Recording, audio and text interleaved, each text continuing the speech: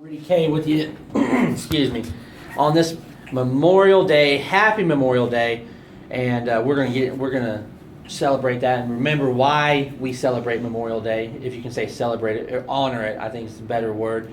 And I got my boy Daniel with me, aka Vessel. Good morning, y'all. How y'all doing? And Daniel, I've known you for a long time. I think I lost fingers how many years we've known each other. Man. So First grade, I believe. Man, yes, sir. And I can rarely remember what I did last week, but hey. no old comments, please. No. We get enough of I got those. some stories, you know that. Not all of them good either. Give us a call, 214-431-5062. We got it. All kinds of sports for you. Of course, I missed last week, so we're going to try to catch you up on the last 2 weeks if I can, if I can catch up on all that. But Josh Hamilton's returning to the Rangers tonight in Cleveland. Looking forward to that. So that's big news, whether you like it or you hate it. That's big news. Of course, we're going to have Cowboys talk in the second hour coming up at 1 o'clock. Because that's just, the football's my thing, and that's Vessel's thing. And, yes, sir. So I'm stoked about that. But we got to talk NBA playoffs. Oh, yes. If anybody wants to call in about the NHL playoffs, that's fine. I'm not going to fake my way through it. I tried to 2 weeks ago. I died miserably. But if you want to call in and talk about it, that's more than okay, because that is a sport. We got Pablo Montoya won the Indy 500 yesterday. Yep. And if I remember correctly, if I saw it correctly, Carl Edwards won yesterday. Mm-hmm. So we're going to get into that.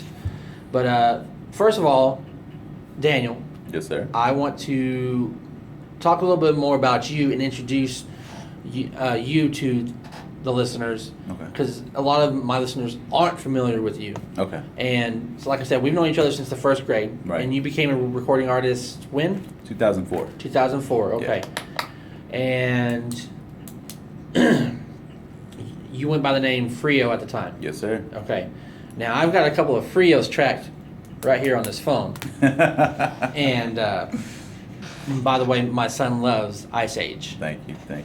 It's an old school oldie, but it's an old one, but hey, it's sometimes part of your resume that you continue kind of learn off of. It's a stepping stone off of what next you can be able to do to better yourself. And I mean, I've had a lot of better yourselves, you can call it, since that track, but that was a good starting base. So well, it's good, and I can't wait to hear your new stuff. And we're gonna get into that here in a little bit. Amen. But go ahead and give us a short of who you are, and how you got to where you are now. Like I said, you used to go by Frio, now you go by Vessel. Yes, sir. And I know the story. Okay. Or at least part of it you've told me. Okay. And of course, Facebook.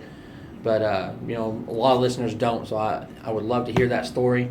And so give me a quick 2 or 3 minutes. Okay. So go ahead. Well, The floor is yours. Thank you, sir. So yes, sir, you are correct. I went by the name of Frio, recording artist since 2004.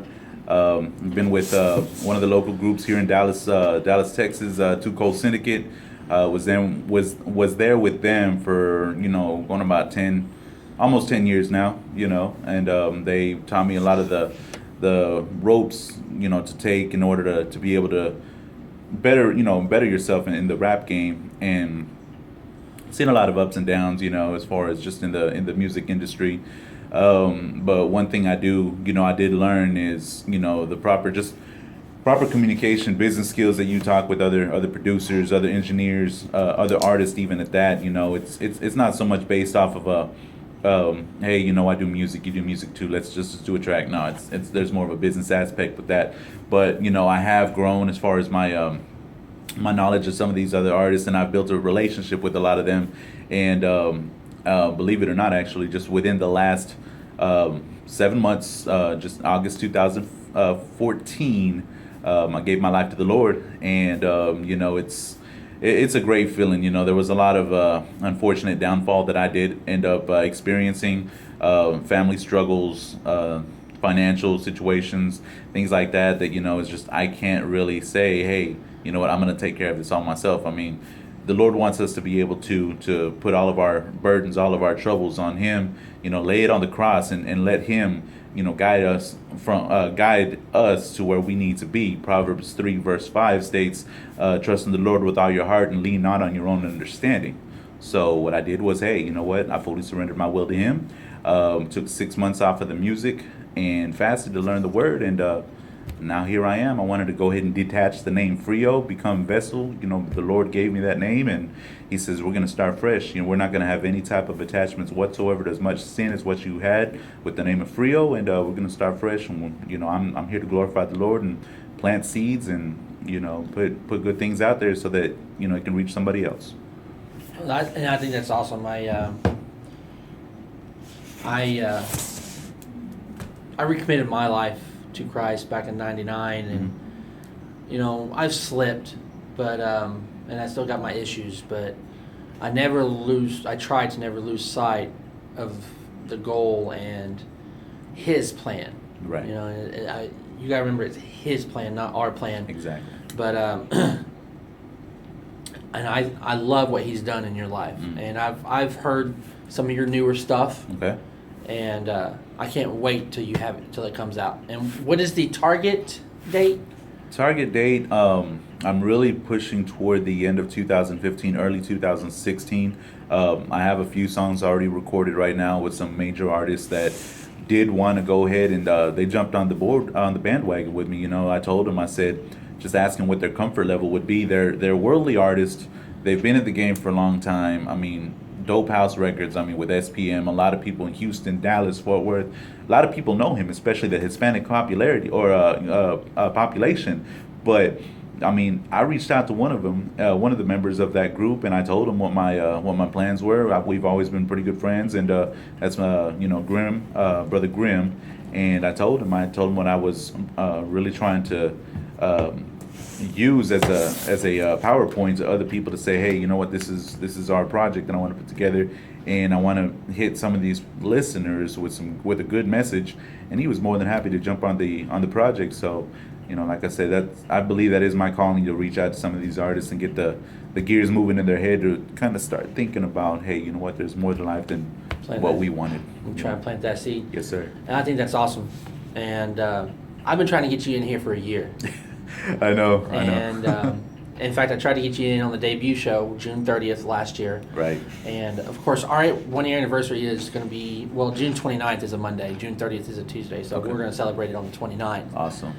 But it took you almost a year to get in here because your day job and all. Right. Just don't shoot me in the foot.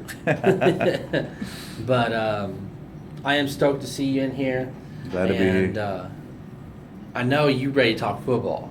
Football and NBA, we got this. So we got NBA coming up here in just a bit, and they moved everything around in the studio. Okay. So I've got to get all acclimated to everything here. But does Memorial Day have any significant meaning for you? Besides, the obvious, the troops that have fallen protecting our flag. Does it go any deeper than that? By chance? I can't be able to speak stating on having family members that are serving in the military, in the Navy, Army, anything like that. However, I think it's incredible. The fact that these individuals go out there to serve our country. They put their lives out on the line, and a lot of them, like I said, they all pretty much lay their life down for us to protect us. And anybody willing to do that, for me and for the citizens of the United States of America is good by me. And I agree. And, I tried to join the military out of high school, and for whatever reason, it didn't happen. Mm-hmm. Obviously, it wasn't God's plan. Right. But as frustrating as it is still to this day, Mm-hmm. I still act like that. Like the whole stomping of the flag lately thing, I've been just absolutely going out of my mind crazy about this. Yeah. Like I was a veteran, and I'm not a veteran. I didn't have the honor of serving. Right. But I do have friends that are like brothers that have, and the battles. He's home, and he's been home for several years. But the he's got to battle every day. Yeah. It's just. But today, and he wants me to make sure that today is about the ones that have fallen. Right. His brothers that have fallen, and I just don't want to make sure. I want to make sure we don't lose sight of that because these people that are stomping on this flag, Yeah. They're able to do it because these people put their lives on the line for them, and Right. they lose sight of that because they're mad because somebody's wanted because he took a gun to a college campus. Yeah. And where is that possibly legal? What was he thinking? It was for a protest, really? He's losing sight of the big picture is what it is exactly, because he looks at it as he's mad at the situation. He doesn't look at it as a whole, and it's unfortunate because it causes a huge uproar as a U.S. citizen or for anybody in general that's looking at the situation and saying, hey, you know what, you kind of went above and beyond what your particular what your message was when you were trying to send this. And the thing is, I don't half the people, I think they're just trying to get their 15 minutes of fame, 15 seconds of fame on social media now. They don't know. Do they even know why they're stomping on the flag? They're probably younger. Honestly, I don't know if they were older people or if they were younger people. But if they were younger, they don't understand. They really don't. Anyway, that I don't mean to get into a rant on that because I could go on and on and Yeah. on and then I would say a lot of words that I would not be proud of and Yeah. probably get in trouble for saying on air. But anyways, this is a sports show. We're going to talk sports. Yes, sir. Josh Hamilton returning to to the Rangers tonight in Cleveland. Yeah. He's starting in left field, and they don't know where he's batting yet, but they're looking at the 5 spot. But what I hear, but Banny hasn't quite told us yet. Yeah. I don't think he's quite decided. But we're on a roll right now. We've won 4 in a row. Right. We just got done sweeping the Yankees. Sweeping the Yankees, which Big Blue, by the way, if you're listening, ha. Because Big Blue is what we call a Stankies fan. Oh, okay. Okay. We refer to him as Stankies on here. Unless it's him in here, then they're all almighty. And then he's like, when you have 27 world championships, we'll talk. Okay, well, our team's barely that old. Anyway. So, and then we got NBA playoffs. I know you're ready to rock and roll on that one. Yes, sir. But I'm just going to tease you a little bit longer. And if we can have anybody calling in, 214-431-5062 to talk NHL playoffs, that's all good. I'm down. And then, of course, in the 1 o'clock hour, we are going to talk football. And, of course, I'm going to be Cowboys, and Vessel over here, he's a Cowboy fan, but he likes to talk it all. And then maybe we can get Angelo in here to talk, his Redskins smack. He's already started to smack on paper this morning. So. Heck, we'll even glorify the Cleveland Browns. Speak for yourself. I'll just sit over here, looking pretty. But we're going to go to a song, then we'll go to a break, and then we'll come back and we'll talk NBA playoffs. Sound good? Sounds great. All right here you listen to The Final Call. Rudy K with you. Daniel, a.k.a. Vessel, in studio with me. Appreciate it. Fishbowl Radio Network.